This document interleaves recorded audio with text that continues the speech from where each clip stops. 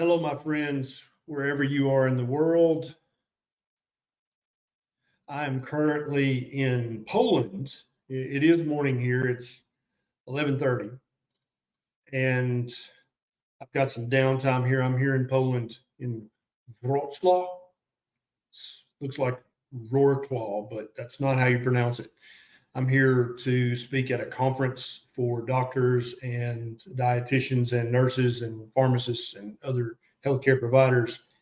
And I've got some downtime, so I thought I would go live and see if you had any questions for me about a proper human diet, about nutrition, about health, weight loss, health improvement, medications, medical conditions, medical topics you've seen in the news. So also, I like to every now and then I like to go live at different times so that my friends in different parts of the world, it won't be 4 a.m. when I'm going live. So first things first, tell me where you're at. Tell me in the comments what city, what state, what country you're in right now.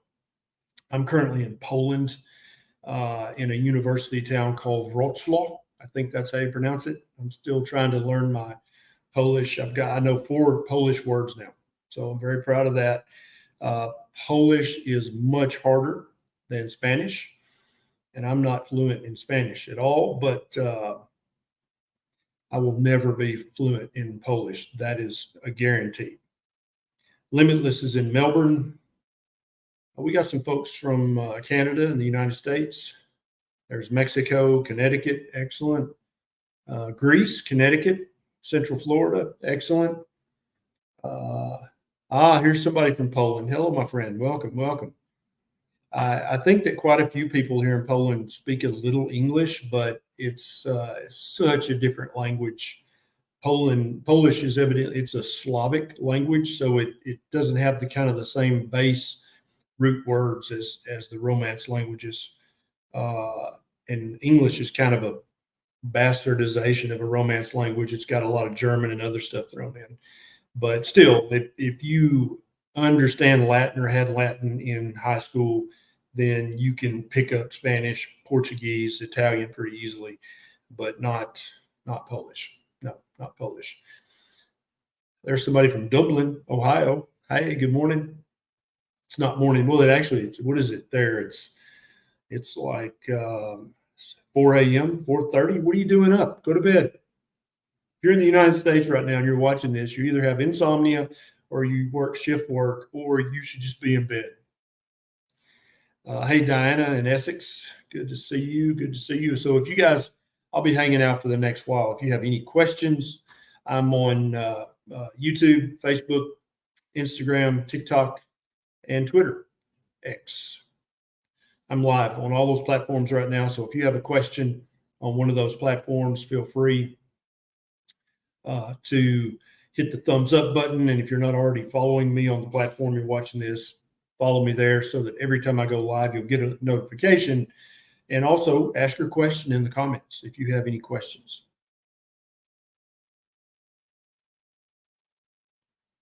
The Carnivore Ninjas school bus driver, I have to leave. Oh, you have to get up early to go pick up the kids for school. Gotcha. Okay, let's see. Laura B says, does the proper human diet help with Meniere's disease? And I actually have a video on my YouTube channel about vertigo, dizziness, and I talk about Meniere's there a little bit because that's one of the symptoms of Meniere's. Meniere's disease is a inflammatory / autoimmune condition in the inner ear. It's actually probably a brain disease, best thought of as a neurological disease. But yeah, we've had hundreds of people, Laura, reach out to us and say, with real strict whole food keto or Ketovore or Carnivore, my Meniere's disease got so much better, so much less severe that I no longer have to take any medications for it. So we've got a lot of feedback from people.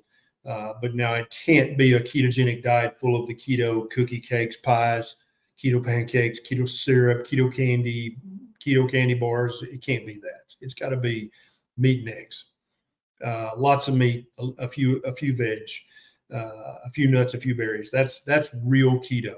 If you bought something at the supermarket and it says keto on the package, it most assuredly is not keto.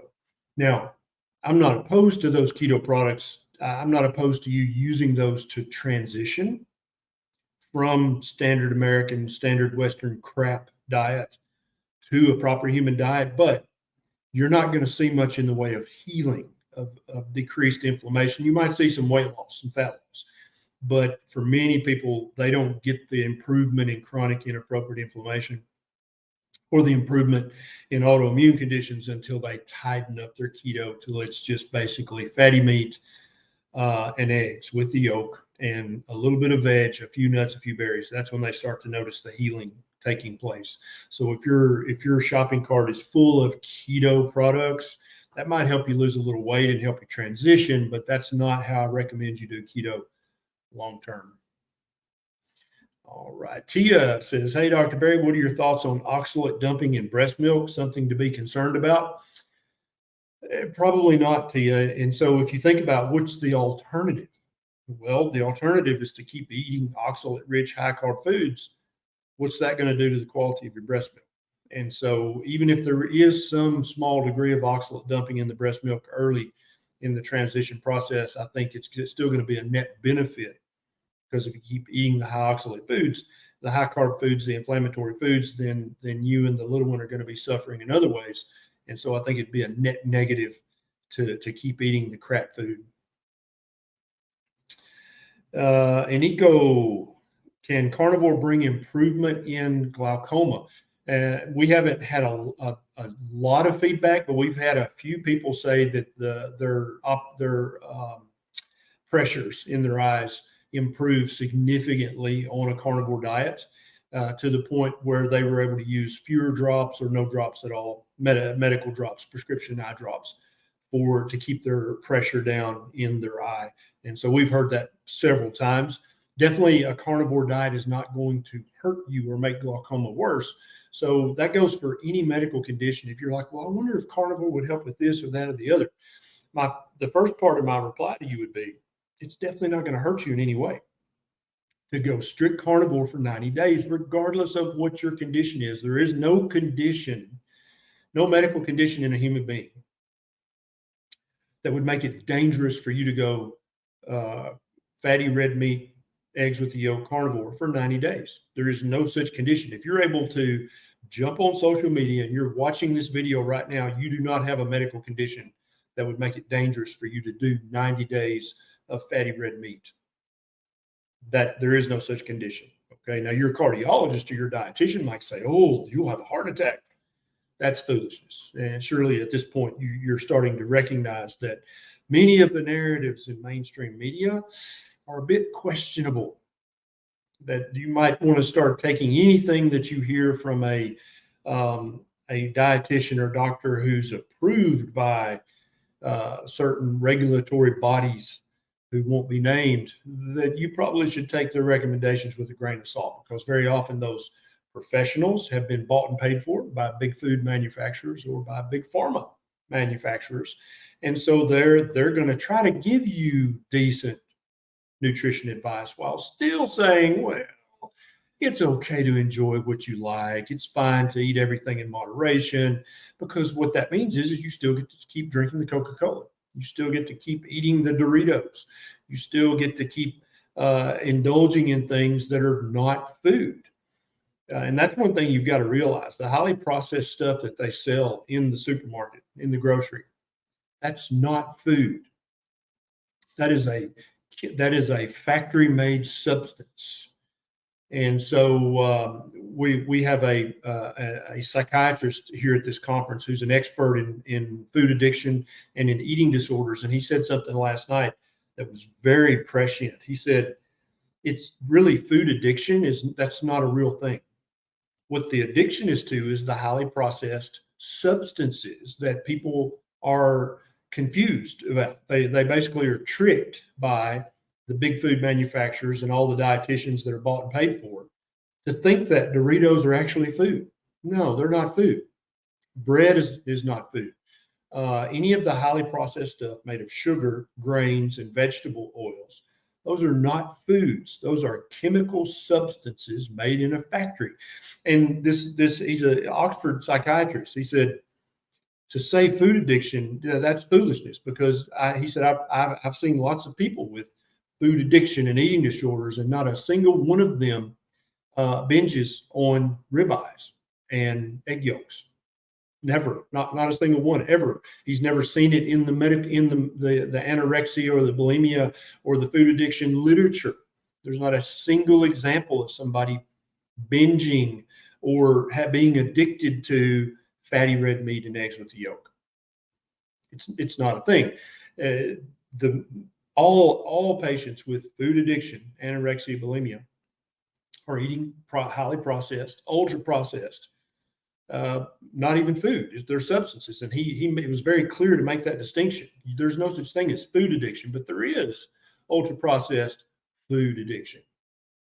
So I think that was very telling that he made that distinction. And I want you guys to understand, most of the stuff that you can buy in the supermarket or the grocery is not food. That's not food. That is a substance. And anytime you're ingesting a substance, there is a possibility that you will become addicted to that substance, just like nicotine, just like alcohol, just like caffeine. You might become addicted to that substance if you use it too often. I moderate my caffeine, so don't judge me. Does that make sense? Thank you very much, Emily. We already got that one. Let's see. Not that Anna. Hey, Dr. Berry, what is the effect of carnivore on HSV 1 or 2? I've never heard anything about that. I know they say you can't cure it, but you have to come close. And so HSV 1 and 2 are viruses that even after you've had the breakout or the outbreak, they kind of become dormant and they live in your nervous system. They don't live, they just hang out there until they reactivate and come out again. And things that make them reactivate are stress. It can be physical stress, mental stress, or it can be nutritional stress, right? And so most people with HSV 1 or 2 will have anywhere from 3 to 5 episodes a year.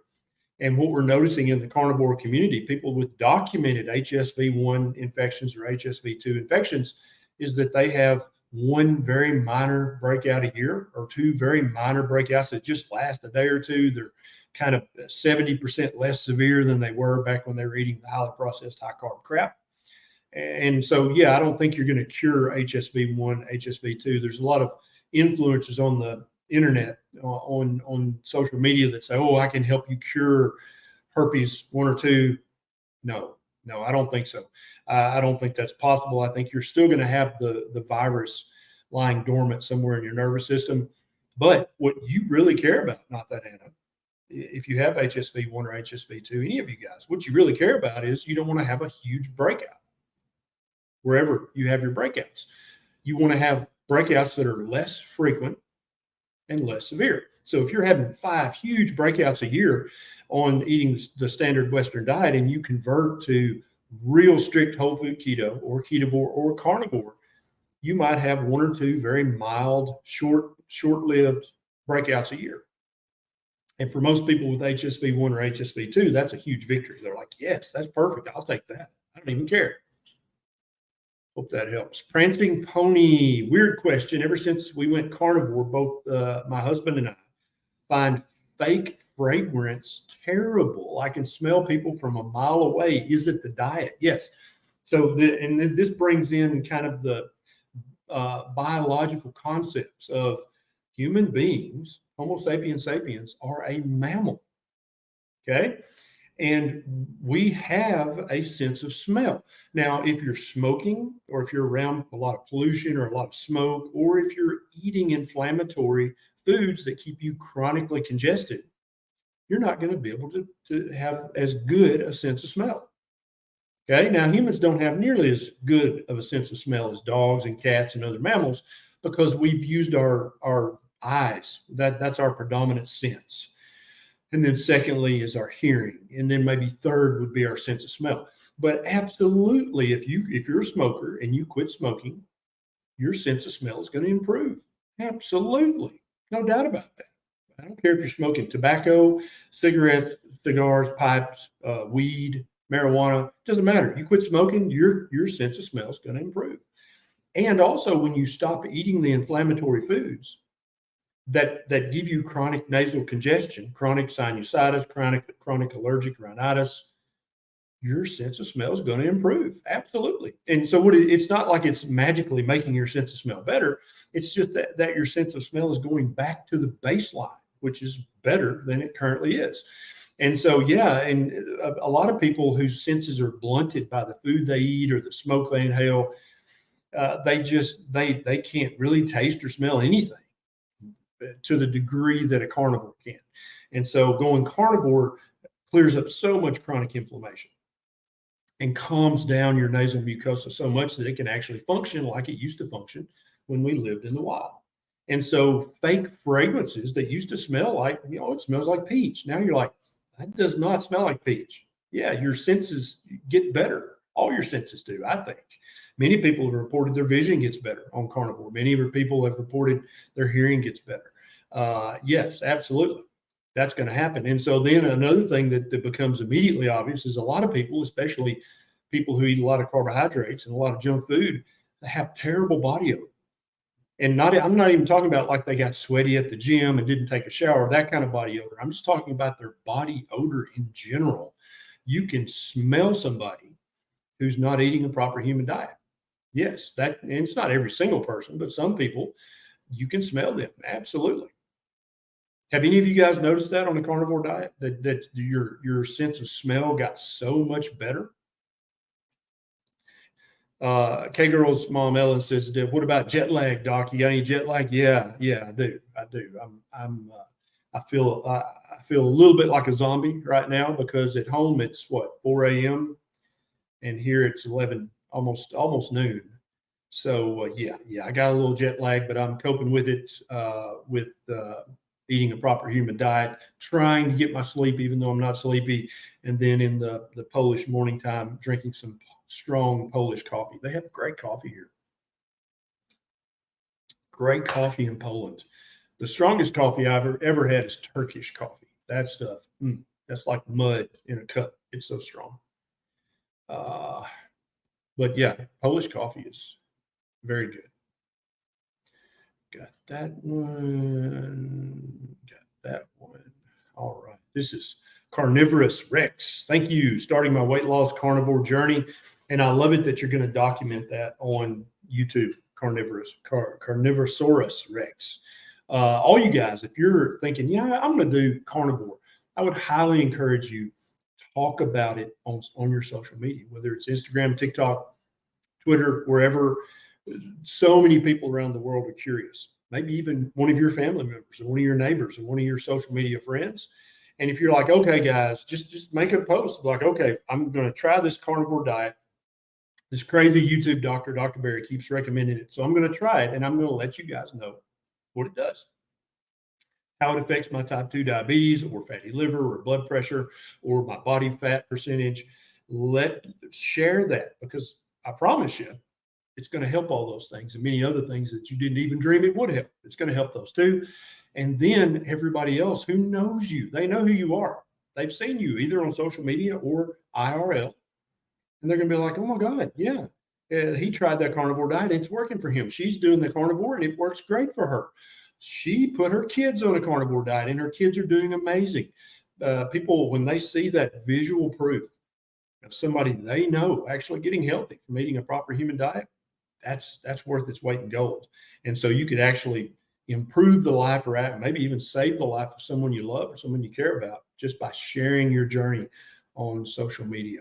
Sean, is it okay to eat an omelet if I'm hungry or better to go to bed hungry? No need to count calories on carnivore. Fasting isn't necessary. So I think all of us should do some degree of daily intermittent fasting. I don't think you should eat breakfast the minute you wake up. And I don't think you should eat dinner the minute before you go to bed.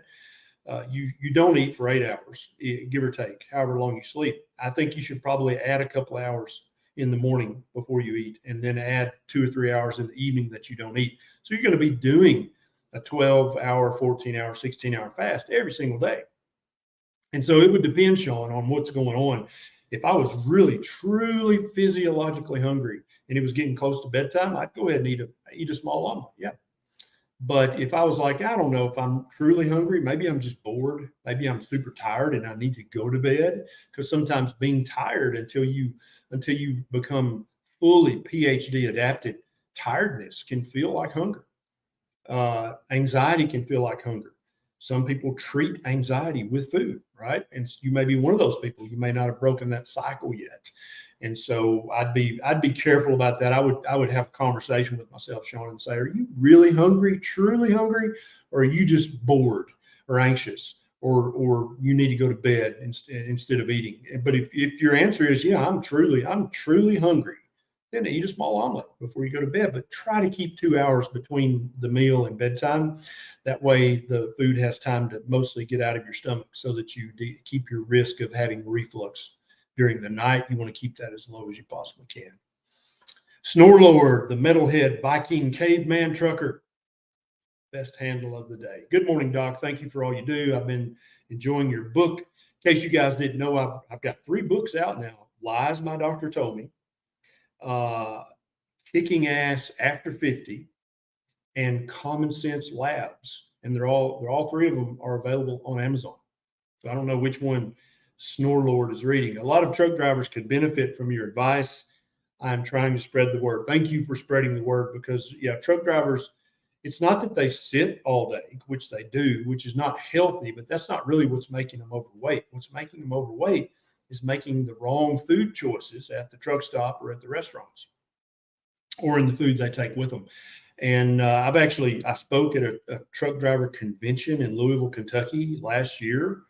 And I've been on several truckers' YouTube channels and Facebook pages for a question and answer session, because truck drivers, man, and truck drivers are very common sense people. They have to be, in order to successfully navigate on the roads. And when you say, okay, stop doing the following things and start doing these other things, and you will notice immediate benefits, truck drivers are like, okay, gotcha, I'll do it. And they do it. And immediately they start to get healthier. They start to lose weight. Their blood pressure starts to come down. Their blood sugar starts to come down. They have to wind up getting those old clothes out of the back of the closet that used to be too tight, because now they need their clothes are falling off. But truck drivers they really need to know about a proper human diet. So thank you for spreading that message. Thank you very much. Mitch, can you post a link to the statins related cholesterol versus heart death studies you referenced in some videos? I need to wrap my head around this, as I'm currently just had my dosage doubled. So the first thing I want to say to you, Mitch, is keep in mind that regardless of what country you live in the world, you are a free adult human. No doctor can command you to take a medication. No doctor can force you to take a medication unless you are under arrest or being held against your will. So if you're currently free, you don't have to take any pill if you don't want to, if you're afraid it'll harm your health. You are free to ask your doctor more questions. You are free to do more research on your own. You're free to get a second opinion. So I think the video you're referencing is on my YouTube channel. It's called How Not to Die of a Heart Attack. And the things that are most likely to cause you to have a heart attack are type 2 diabetes or type 1, any kind of diabetes. That is the number 1 risk factor for heart disease. Then metabolic syndrome, then hypertension, then being overweight. And having high LDL cholesterol doesn't even make the top 10 of dangers. It's like number 13 or 14. And so if your doctor if you have a perfect A1C and a perfect fasting insulin and a perfect blood pressure and a perfect waist to height ratio and perfect liver function tests, then it's appropriate and you don't smoke, then it's appropriate for your doctor to spend most of their time talking about your cholesterol. At least that's appropriate. That doesn't mean you need to take the statin, but at least it's appropriate. But if you have any degree of diabetes or prediabetes, or if you have hyperinsulinemia, or if your waist to height ratio is not good, or if you have elevated liver enzymes, then your doctor should be spending, or if you smoke, then your doctor should be spending the majority of the time during your office visit talking about those things, because those are the things that are going to cause you to have a heart attack. LDL cholesterol should be number 14 on the list of things that get talked about. Does that make sense? Dan, citric acid in electrolyte supplements, is that bad? I don't think it's bad. I think for some people, they may be a little bit sensitive to the citric acid. Ultima and Noon are the two that I'm using. I'm actually moving away from electrolytes that have any sweetener or any flavor whatsoever. Nisha and I are currently using Element, LMNT. They have an unflavored that is literally just electrolytes. It has no sweetener. It has no citric acid. It has no flavoring. And it's just the electrolytes, just like you used to get them in nature when you drank groundwater or ingested an animal's blood. So that's how we just don't ingest the citric acid. I don't think it's necessarily bad for most people, but I do think it's probably unnecessary. Lord Dream, age 56, 134 pounds, went strict ribeye and water. After 6 weeks, I felt angry, breakout of acne, and increased or decreased libido. Could increased testosterone cause this? So it's very common for men and women when they go on a carnivore diet for their testosterone to go up, not in a bad way. For you women with PCOS, don't think, oh God, I can't do that then. No, because it's going to improve your insulin and lower the insulin level, which is going to make your testosterone regulation more appropriate. Okay, but yeah, definitely in men, your testosterone is going to go up, and in some men, they might get an acne breakout one time as that adjusts, and they're very likely, men and women, to see an increase in libido with the carnivore diet. Yes, and also if any of you women are having trouble getting pregnant, that's becoming a bigger and bigger problem in modern society. Carnivore diet is the way. My friend, Dr. Robert Kiltz, who is a fertility specialist in New York State, recommends a carnivore diet for all of his patients, both the females and the males. When a couple's trying to get pregnant, he puts them both on a carnivore diet because the carnivore diet improves the quality of sperm, it raises testosterone, and it increases your libido, which is more likely to lead to getting pregnant. And for women, it increases egg quality. It lowers their levels of chronic inappropriate inflammation. It improves PCOS drastically, and it optimizes their hormones. And that's going to increase your risk of getting pregnant. Not risk, but your odds of getting pregnant. And so absolutely, it's gonna raise your libido and your testosterone. Yes. Make sure you're eating until you're comfortably stuffed, Lord Dream. No portion controlling. You don't have to do that on a proper human diet. You get to do like every other animal on the planet. You get to eat until you're full. You don't have to control and semi-starve yourself. You don't have to do any of that. Isn't that cool? Jeff, 90 days eating beef, butter, bacon, and eggs, down 50 pounds. Jeff lost 50 pounds in 90 days. Anybody interested in how to do that? Beef, butter, bacon, and eggs. I've got a YouTube video about that. If you just go to YouTube and type in Dr. Berry, BBBE, you'll find that video. Watch it. If you're more than 30, 40, 50, 100, 200 pounds overweight, BBBE, that's exactly what you need to do. You're going to lose weight as quickly as is healthily possible, eating nothing but beef, butter, bacon, and eggs. Blood pressure back to normal. Anybody got high blood pressure? You want to fix it? Beef, butter, bacon, and eggs. Knee pain and back pain gone. Any of you guys have knee pain, stiffness, back pain, neck pain? It's going to improve when you remove all the inflammatory plants from your diet. Okay? Beef, butter, bacon, and eggs. Go to YouTube, type in Dr. Berry, BBBE, and you can watch that video. Lolly, will carnivore help with melasma? Maybe. And so in many cases, melasma is short-lived, right? It doesn't last forever. Some women get this with pregnancy. There's other hormonal fluctuations that can make melasma more noticeable. It wouldn't surprise me at all if a carnivore diet didn't make the melasma less noticeable, but I don't know if it's going to cure it and make it never come back again. But I think you will notice that it fades and it's not as noticeable. Alexis, hey, Dr. Berry, been carnivore for 19 months and have lost 65 pounds. Anybody would love to lose 65 pounds in 19 months? Beef, butter, bacon, eggs. with good labs and feeling great, but I can't seem to sleep more than 5 or 6 hours anymore. I feel refreshed, but is this normal, healthy long term? And my opinion is yes, it is. It's optimal.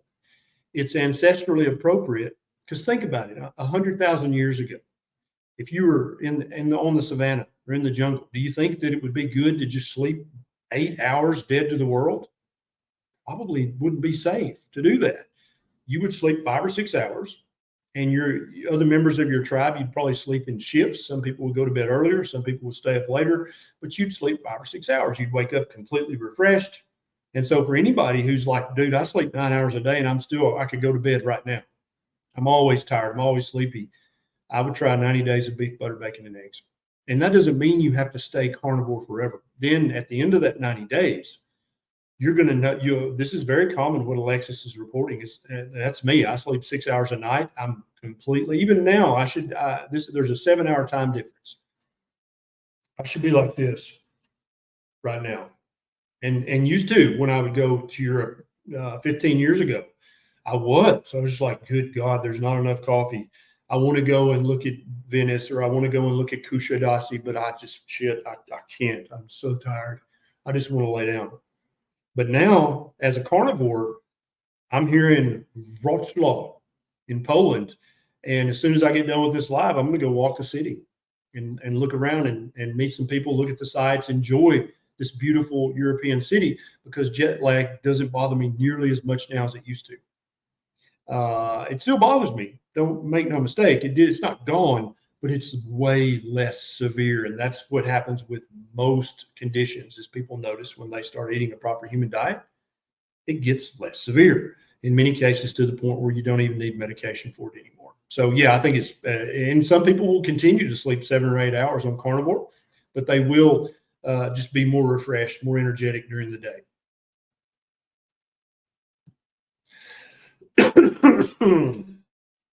Cuz your daddy. Any tips for eating more? Carnivore for 6 months, finally learning how much my body needs. And for many of you guys who were addicted to the highly processed food substances for decades, it's going to take you a few months to figure out what it means to be truly hungry, what it means to be truly full or satiated after a meal, and then what it means to just not be hungry for a long time. A lot of people are not used to that. They're like, I feel like I should snack, but I'm not really hungry. But all my life, I've always had a snack at 2 p.m. or 3 p.m. No, you don't have to do that stuff anymore. I have a hard time eating until stuffed. I'm adding butter. That's good. You can add fat. You can add egg yolks. You can add butter. Butter is not just empty calories, like a lot of influencers will tell you. Pastured butter is actually rich in many essential fatty acids, many almost essential fatty acids, meaning we can make them, but very often we don't make enough of them, and very many vitamins and minerals. Butter is not empty calories. If you've heard anybody say that, you could probably need to hit the unfollow button on their social media, because they have not looked into what's actually contained in butter. But yeah, I would just bump up the fat, the healthy animal fats. When you go buy steaks, try to talk to your butcher. Say, don't trim the fat. I want the fat that comes on this ribeye. I want the fat that comes on this pork chop. Now, I don't recommend pork chops for people, because the vast majority of pork chops in the market have had all the fat trimmed off. And so they're in many cases as lean as chicken breast, skinless chicken breast. And that's too lean. You don't want that. You want the fat that comes with that cut of meat. You want to eat that fat. JNS, vital supporter here. So JNS is a member of our private group. We've got thousands of people from all over the world in our private group who have every conceivable medical condition, or had every conceivable medical condition. Many of them now, the medical condition is either gone or in remission or 90% better. Any news on the Proper Human Diet book, can't wait for it to be on Audible. So I am writing a book right now. It's going to be titled The Proper Human Diet, or In Search of the Proper Human Diet. And it's going to be a substantial book. It's not going to be a small book, and it's going to have tons of resources and references. And it is a humongous undertaking and a huge work of love. And I feel compelled to write that book, but it's going to be a while before it's finished. Every day I find a new research study. I'm like, oh, I got to add that. I got to put that in the book.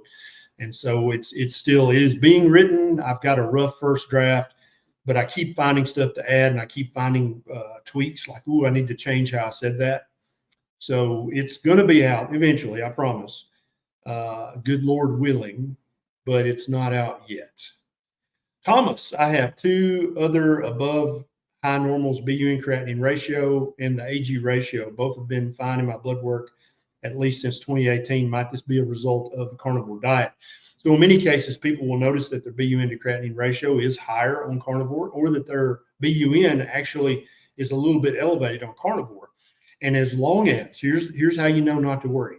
If your creatinine is normal, and if your eGFR is normal, that stands for estimated glomerular filtration rate. And so on your lab sheet, it may be eGFR, or it may just be GFR. It's usually right underneath the creatinine level. So if your creatinine and your GFR are normal, then don't worry about an elevated BUN or BUN to creatinine ratio. They don't matter. Justin, down 40 pounds on the carnivore diet. Anybody need to lose 40 pounds? Carnivore. Beef, butter, bacon, and eggs. Reversed fatty liver in 4 months. Justin, on YouTube. Anybody need to reverse fatty liver? Beef, butter, bacon, and eggs. Blood shows trigs up from 90 to 149, which is still normal, but still it's higher than I would like for it to be. My A1C went from 5.4 to 5.6, which is elevated. It went up, but it's still within normal limits. It's better than 80% of the U.S. adult population. I eat fries 1 time a week, post-reversal, and chew non-tobacco. Yes, so you need to stop eating the fries, and you need to stop the non-tobacco. And I think you'll notice that absolutely allows your triglycerides to come down, and your A1C is going to come back down to 5.4. Yeah. Thank you, Tadios. AJ, doctor was trying to put me on progesterone to regulate my cycle. Told her I wanted to give carnivore more time. What are your thoughts? Yeah, I think that's excellent. I'd give carnivore 90 to 180 days to regulate your hormones. I've lost 18 pounds. Huzzah. You guys like my Huzzah shirt? You can get it at shopphd.com. You can get a Huzzah shirt. You can get a beef, butter, bacon, and egg shirt, or you can get a proper human diet shirt. Shopphd.com.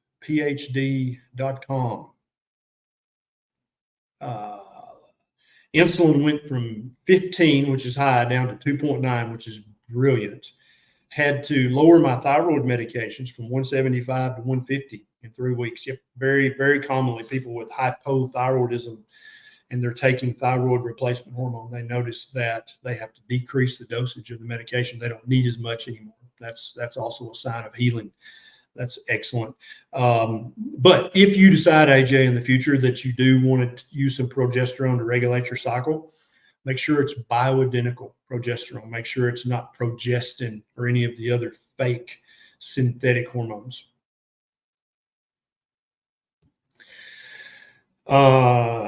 Angie sings, friend in Tennessee, assisted living, obese now, has no femur, bedridden. I want to go up from Florida and cook her food for her. They are feeding her protein shakes, which I guarantee you are carbohydrate shakes. They got more carbs than they do protein, and the standard American diet. Thank you for your work. And this is if you can afford to do this, Angie, absolutely, it's going to help improve their health. Any of you guys, if you have a loved one in assisted living or a nursing home or some kind of long-term care like that, if you could cook them even just 1 or 2 meals a week or 1 meal a day, that's proper human diet food, that's going to help improve their health. It's going to help improve their health span, which is going, obviously, they want to live. They don't want to die, but they also don't want to just be completely incapacitated, completely disabled. They'd like to have some quality of life, and even just a few proper human diet meals a week going to make that more likely to happen. Bautista, thank you very much. Hey, doctor, really appreciate your content. It's changed my view of seeing nutrition. Good, that's my job. That's what I'm here for, is to help you see nutrition in a fresh light, and to realize that just because something is sold in a supermarket, that does not mean it is food. It is very often, most often, a highly processed food-like substance, which you want to avoid. That's not real food. I have an ectomorph body and I have psoriasis. I wanted to know if the carnivore diet can be useful to increase my muscle mass without carbohydrates. Going to the gym. I'm 19 years old. So absolutely adopting I would say a high-fat carnivore diet is going to help the psoriasis tremendously. There's thousands of people. I have a video about psoriasis on my YouTube channel that'll give you more information. But thousands of people are like, yeah, dude, when I eat fatty carnivore, my psoriasis either gets 90% better or it goes completely away. It's very common, very common. And so there is a genetic component to psoriasis. And many people who used to have psoriasis covering 70% of their body, they go carnivore and they wind up with one little patch of psoriasis here or on a knee. And that's it. That's all they've got. And they're like, yeah, I can put some steroid cream on that every other day. And I don't even care that I have psoriasis now. But when it's covering 70% of my body, that's a problem. There's Coconut Shack from Costa Rica. Hey, how's it going? Yeah, I've got a YouTube video on my YouTube channel about tinnitus or tinnitus. You can watch that for more information about tinnitus. Absolutely. So, but now, Bautista, you're 19 years old. When I was 19, I was also an ectomorph, and I had to work out hard, lift heavy to get any kind of muscle growth whatsoever, but I wasn't on a carnivore diet. So if you're eating fatty carnivore and you're lifting, you're going to have more muscle than you currently have. Yes, absolutely. BBLL, hello. Could either the keto, ketovore, or carnivore diets reverse lymphedema or lymphedema? Thanks. So yeah, with thousands of people have used either a high-fat keto, ketovore, or carnivore diet to improve both lipedema and lymphedema. Both, yes, absolutely. Not saying it's going to cure it, not saying it's going to go completely 100% away, but it is going to improve. In many cases, it's going to improve so much that essentially it looks like you don't even have it anymore. But you're going to have to eat a proper human diet for the rest of your life. But I think you're not going to see that as a sacrifice. I think you're going to see that as a blessing. Billy Boy, in a nutshell, can you tell me what blood test to ask for at my next doctor's visit? Getting it done in 2 weeks. So Billy Boy, I don't know what medical conditions you may or may not have right now, but I would definitely, you want a complete metabolic panel, a CMP. And if you're missing this on TikTok, if you're like, wait, I couldn't write those down. This is also going to be on my YouTube channel. It'll be stored there forever, and also on my Facebook page. You can go back and watch the replay. CMP, CBC with diff, a urinalysis, a hemoglobin A1C, a C-peptide, or a fasting insulin. If you want to get both, that's fine. A magnesium and a phosphorus. And if you want to instead, you get a lipid panel, or you can get the NMR lipoprofile, which tells you the particle size and numbers. I'm not convinced that helps anymore, but at least a lipid panel. Then markers of inflammation, like a CRP, like an ESR, a homocysteine, a ferritin level. All these can be markers of inflammation, along with being markers of other things as well. Then if you're worried about your hormones, a man should get a free and total testosterone and a sex hormone binding globulin. If you're a female, then let's get a estradiol level, a progesterone level, a total testosterone, and a sex hormone binding globulin. If you're worried about your adrenal glands, let's get a cortisol level checked at 4 different times a day and a DHEA level checked. You can also get your pregnenolone checked. There's many, many other labs. Now, if you're having symptoms of low thyroid, then you need a TSH, a free T4, a free T3, a reverse T3, a TPO antibody, and a TG antibody. Now, if you didn't write those down, or you don't want to write those down, I have a book called Common Sense Labs. There's a link down in the show notes on Facebook and YouTube where you can click on that and you can buy that off Amazon, either a paperback or a Kindle version that's got that full list in it. And then more labs as well if you want to go even deeper. Hope that helps, Billy Boy. Jonas, hey, 9-month carnivore lion diet. And if you don't know what a lion diet is, that's a subset of a carnivore diet where you only eat ruminant meat. And so that would be beef, sheep, goat in most parts of the world, venison, reindeer, camel, water buffalo, depending on where you live in the world, ruminants. And if you're like, oh, I'm not sure what's a ruminant, then in most parts of the world, it's going to be cows, sheep, and goats. Those are the most common ruminants. But you can just do an internet search for a list of ruminant animals, and wherever you live in the world, you'll be like, oh, okay, yeah, we eat that here. And that can be your lion diet. And so a lion diet is ruminant meat only, salt, and water. And some people with severe autoimmune conditions have to do that. One of my friends, Michaela Peterson, Jordan Peterson's daughter, she's now married. I can never remember her married name, but she has to eat a lion diet, or her autoimmune conditions will start to come back. And she does not see that as a sacrifice. Like, damn it, I don't get to eat all this food. What she sees as a sacrifice is having severe rheumatoid arthritis and severe mental health issues. And when she's eating the lion diet, all those things go completely away. So in her estimation, she's told me it's not a sacrifice. It's a blessing to know of such a thing as a lion diet. Thank you very much, Ashley. Legacy tier strategies. Hey, doc, healing gut, but stomach lining gets irritable from a big meal or sparkling water because of GERD. GERD is much better, though. And this is what we notice normally on either keto, ketovore, or carnivores, that reflux, heartburn gets much, much better, or in many cases goes completely away. It's much better, but still some stomach issues. Any ideas? You did not tell me which diet you're currently eating. So I would say if you're currently keto, go Ketovore, which means you're going to keep the total carbohydrates under 10 total grams a day. That's just going to cut out more inflammatory plants that you won't be able to eat. Absolutely avoid all sugar, avoid all grains completely. Don't drink any liquid dairy. Liquid dairy is for kids, for children, for infants, for toddlers, for young mammals. That's what milk is for. It helps you grow and put on weight as quickly as possible. And so there's no reason for adults to drink liquid dairy. And indeed, there's no other mammal on the planet that drinks liquid dairy as an adult mammal. Only humans are dumb enough to do that. So I would, and then if you're ketovore or keto, just go 90 days of beef, butter, bacon, and eggs. That's what made my heartburn, which used to be severe on paleo, it went completely 80% better with keto, high fat keto, meat heavy keto. And then when I went carnivore, it went completely away. And that's why I'm still a carnivore, 4.5 years later, is because my heartburn was so severe. I do not consider it a sacrifice to eat carnivore. I consider it a blessing because my heartburn used to be 10 out of 10. It was so terrible. All right, let's see. Enrico. Oh, yes, Enrico. Thank you. It's not an easy decision. I am on an anti-psychotropic drug for 30 years.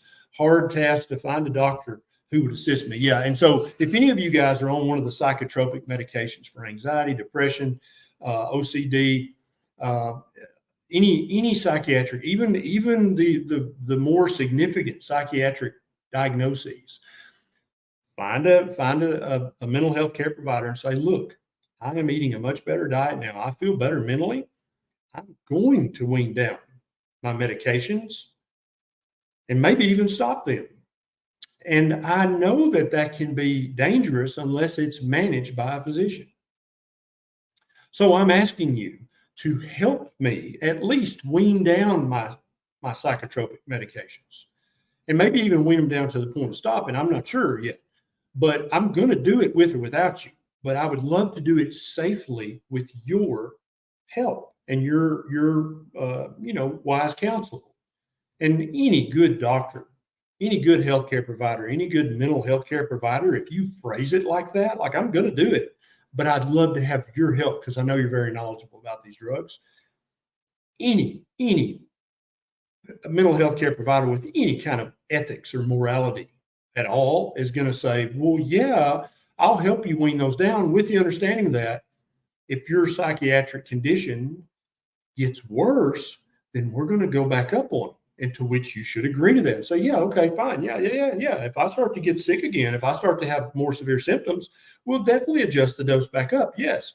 But I'm saying let's slowly decrease the dosage of this medicine or these medications in many cases. And let's see how I do. I want to be under your care to do this because I want to do it safely, but it's going to happen. So please help me do this, doctor. The vast majority are going to say, okay, we'll do that. Yeah. Charles, thank you very much. April, 2.5 months carnivore, have lost 26 pounds in 2.5 months. Anybody interested in that on TikTok or Instagram? Would you like to lose 26 pounds in 2.5 months? April did it. I work nights. She's a shift worker. She works nights. So her sleep cycle's messed up. Her cortisol's out of whack, probably. Still dealing with fatigue. Refer back to the cortisol. But having trouble sleeping, refer back to the shift work. Have Hashimoto's on 90 of porcine, which is a desiccated natural thyroid supplement, which is good. You may not need as much now, or you may need a little more, April. Make sure they recheck your blood work. That's one of my thoughts. Another thought is, I know that the shift diff pay for working shift work, I know it's attractive. It helps pay the bills, but the vast majority of humans should work during the day and sleep at night. There may be a few exceptions to that, but I would say easily 90% of humans on the planet, you should be awake during the day and asleep at night. That's just how we're made. Now, I do think there are a few night owls that are just programmed that way genetically to sleep late and stay up late, maybe stay up all night, but that's rare. It's not healthy for somebody who should be a day worker and a night sleeper to try to flip that. It's not healthy. And the research is very clear on that. So I would, even if you have to take a few, dollars cut and pay to get on straight days, I would really, really consider doing that. Try to get your finances in order so you can make that financially viable to get off the shift work, the night work. And I know, I used to work night shift for the extra bump in pay, but I would not do that now. They couldn't pay me enough to stay up all night. I'm kind of staying up all night now because I'm in Poland right now, right? And at home it's 5:18 a.m. I should still be in bed asleep, but I came over here to meet with some friends. Dr. David Unwin and Dr. Jen Unwin are going to be here. I'm so excited to get to hang out with them and speak at this conference. There's going to be 1,200 doctors, nurses, healthcare practitioners, pharmacists who are here to learn about a proper human diet. 1,200 healthcare providers. So I'm over the moon. I'm willing to take the hit and take the jet lag to be here and participate in this historic event. I mean, 1,200 healthcare providers are assembling in one university town in Poland because they're interested in the principles of a proper human diet. That's a big deal. So yeah, I'm going to be here for that. But if you said, hey, I'll pay you an extra $20 an hour if you'll work, 11 p to 7 a, I'd be like, nope, not doing it. So think about that, April. Yeah, tired looking for a name says, nice to see you doing a stream in the morning. And I know in the United States, it's very early right now, but in many parts of the world, it is not early in the morning. It's actually here in Poland, it's noon right now, almost 12:30. And so I try to do this at different times so that our tribe members and our friends in other countries don't have to always watch the replay. They can actually catch me live and ask questions. Brock, bile acid malabsorption not resolving on lion diet. So first of all, are we 100% certain that you actually have bile acid malabsorption? Is this been thoroughly medically investigated and documented? Or is this an assumption of a healthcare provider without really doing any diagnostic testing? That's question number one. Question number two, how long have you been on the lion diet? Maybe you haven't been on it long enough. Okay, so that's two things to really think about. It's very common, Brock, for a doctor who seems very knowledgeable to listen to your symptoms and listen to you talk and say, oh, you've got bile acid malabsorption. Here, I'm going to give you this and this and this. And that's what you've got, and here's what you're going to do. Newsflash, everybody. Okay, TikTok, Instagram, Twitter, Facebook, YouTube. Listen up. Doctors are not psychic. They cannot look inside you with x-ray vision. Okay. Now, some doctors are very good and they can listen to your history. They can listen to you tell your story and go, oh, I'm pretty sure you've got this. And they can be right a lot of the time, but are they right 100% of the time? Hell no. No. Okay. So if any of you guys are carrying around a diagnosis and you're hearing me talk right now and you're going, well, my doctor diagnosed me with fibromyalgia, but they didn't do any labs. They didn't do any testing. They just said, yeah, you got fibromyalgia. Here's some Lyrica. Here's some Neurontin. Yeah, that's inappropriate. Okay. No medical condition should be diagnosed without a thorough workup, a thorough diagnostic workup. Now, some conditions you can diagnose just by looking at the patient. If they come in with a rash, if you're good at rashes, you can go, oh, that's so-and-so. This is what you need. Yeah, I did that hundreds of times. But if it's an internal condition, a condition of your gastrointestinal system, your pulmonary, your cardiac, your urinary, your reproductive system, if they're just listening to your story and go, oh, this is what you got. No. You need some blood checked. You need some urine checked. You may need further diagnostic imaging done. Doctors are not psychic. Okay. They might be smart, but they ain't that smart. Okay. And millions of people are running around the world tagged with a diagnosis that they don't even have. That's not even correct. They may have something, but it ain't that. And they're taking medications that are not helping at all. And they're like, I don't understand why the doctor said this would help, but it's not helping. You've probably been misdiagnosed. That happens all the time. Okay. So if you're like, wait a minute, then you need to go back and see your doctor and say, look, I heard this crazy YouTube doctor, and he said that you should not diagnose fibromyalgia just from symptoms alone.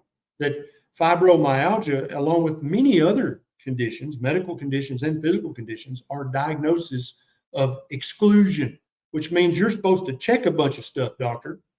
And then if all that turns out normal, then you say, oh, you've got fibromyalgia or whatever. You're not supposed to just listen to me and say, yep, it's fibro, here's a pill. That's inappropriate. Is that true?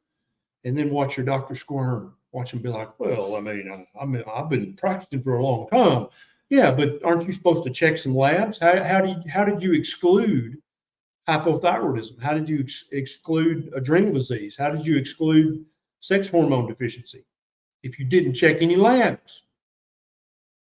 And then watch your doctor squirm again. It's fun, but also it helps your doctor remember that every patient they see is a cognizant, free human who deserves to be treated with respect and dignity, and deserves to have a full, complete workup done before they're given a diagnosis. You deserve that. And if you didn't get that, you need to go back, and you can start very respectfully and diplomatically if you want to, and start out saying, look, doctor, I'm very sorry to bother you, but I have heard that. And then if that doesn't work, then you can become more heated. It is your right to have an opinion as a patient. It is your right to advocate for your rights as a patient. Okay? Unless you are being detained, unless you're under arrest, you still have all those rights to ask questions and to not argue, but just ask questions like, okay, well, I'm still confused. Explain to me how you were able to diagnose this without ruling out these other conditions, which can look exactly like that. How are you able to do that? And then let the doctor squirm. Andrea, thanks for all you do. Have a great conference, empowering healthcare providers and people. Best wishes from Scotland. And Andrea, Nisha and I both want to come to Scotland very, very badly. Hopefully within the next year or two, we'll be able to come and meet you in person in Scotland. We also want to come to Ireland. We want to go to Wales. We want to go all over the place. We want to go to every country in Europe. Nisha's very jealous. I got to come to Poland. There's no way we could bring the whole family this time. But hopefully when the Bambinos are a little older, we'll all be able to come back to Poland now that we've got connections here. All right, guys, that's going to do it for today. Thanks so much for hanging out with me. I've got over 900 videos on YouTube. So if you've got a medical condition or you take a medication or you're worried about a specific kind of diet, if you'll go to YouTube and just in the search bar type in Dr. Berry and then whatever medication you got a question about, whatever medical condition, whatever style of diet, just type that into the search bar and you'll find my videos about it. I've got 900, so you probably don't want to watch them all. You probably just want to watch the ones that are relevant to what you've got going on in your life, and that's how you do it. Type in Dr. Berry and then fatty liver, Dr. Berry, diuretics, Dr. Berry, blood pressure medicine, Dr. Berry, whatever, and then you can learn from my videos for free on my YouTube channel. So thank you, YouTube and Facebook and Twitter. I'll see you next time.